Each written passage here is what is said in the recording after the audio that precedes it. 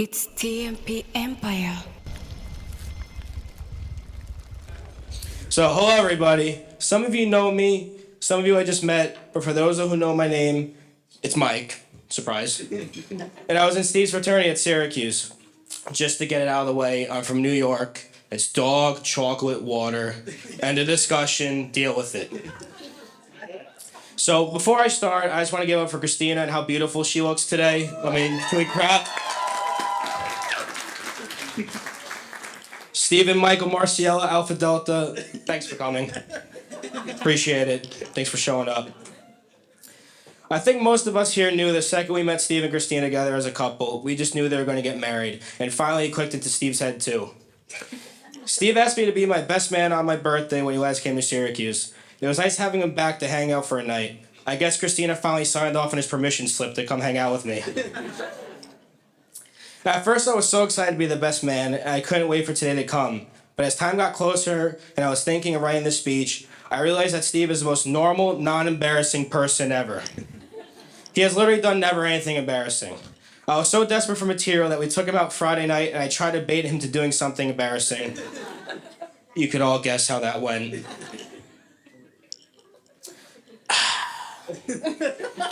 The only real story I got on him is his 21st birthday. You know. He came back to the frat house very, very not Steve, if you know what I mean. And he was so happy about his haircut. I know some of the guys, Delmo's laughing. He knows what I'm talking about. Whenever Steve gets, a little tipsy, he smiles a lot, cheek to cheek. And he had the biggest smile. I've never seen someone smile so much in his life. I'll kind of reenact it. He's smiling, and he just goes, I say, Steve, how was tonight? How was today? 21st birthday. He goes, I got my hair cut. And he jumped up like that. He was a little pep in his step, a little excitement. And then after that, I went and tucked him into bed because he had trouble going to bed at night. And I may have read him a bedtime story. He probably doesn't remember it. Where am I now? No, I'm losing my thing here. All right, we're good. Along with that, he was very, very good at beer pong at school. I don't know if you know that. Steve and Christina, wasn't fun. But he learned everything he knew from me, even though I'm a little younger. And he just kind of built on that, so it's kind of my fault, I guess. But it was always good when him and Christina were partners, and it wasn't fun. There was no point even playing them. Christina would just carry Steve and hit every cup. And we just knew they were going to win. No one played to beat them. We just played to see who would last the longest against them. So a little personal between me, Steve, and Christina. I always called them mom and dad. That was my thing. Mostly because me and Steve were playing a game or something, chest bumping at each other and yelling, and Christina would give me her Christina look of disappointment in the corner. It probably reminded me of the look my mom gives me sometimes, so there it is, mom and dad. I also need to thank him for inviting me over for tacos for dinner, even though he was never the one to make them. So I guess I'm really thanking Christina. If Steve made them, I wouldn't have eaten them, so it was probably for the better off. You see, I fooled Steve. He expected a lot of Patriots and Red Sox jokes, but I decided to refrain from them. It's bad enough that the Red Sox are watching playoff baseball on their TV, and that the Patriots will soon be there as well. Also, let's go Jets. Huge win today. Fantastic. Also, I heard there's some Bills fans here today. Rochester, right? Right? Yeah. Everyone say a prayer for the tables. They're going to be gone eventually. But as I wrap this up so we can keep the celebration going, I'm so happy for the both of you and what is to come. We've all waited for this day for so long, and especially through a pandemic, and it's so great to have family and friends here to celebrate in person rather than on a Zoom call. Steve, I have to thank you for not only being a great friend, but someone who's like an older brother to me. I always cherish our time together, and it's truly an honor to be your best man. All I know is, when you have kids, if there's a boy, he better be named Michael, Zach, Aaron, or Mark.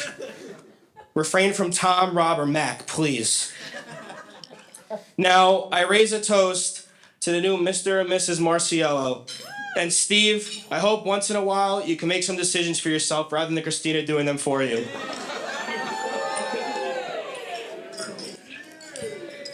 Ladies and gentlemen, how about a nice big round of applause for Mike doing a fantastic job.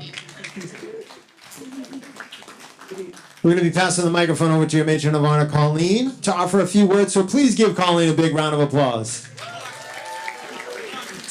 All right, just checking. Everyone can hear me okay? Good? Okay. First of all, for those of you who do not know me, my name is Colleen Kelly.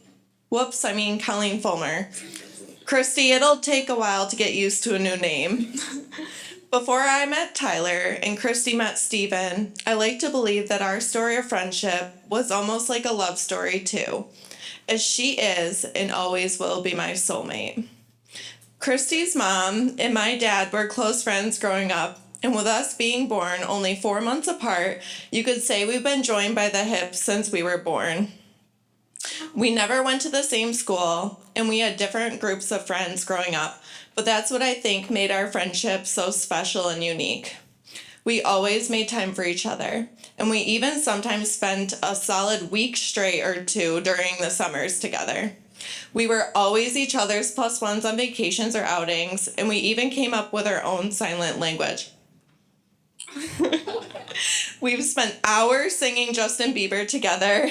We've laughed so hard until we cry. We've created the most absurd and craziest dances and cheers that anyone could ever think of. And it's only fitting that after all of these years, we get to watch each other marry their other halves only 6 weeks apart.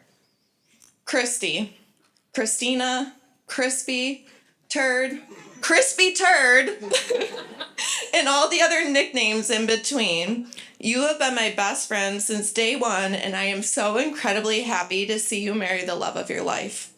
You are the most amazing person I know, and could not imagine my life without you.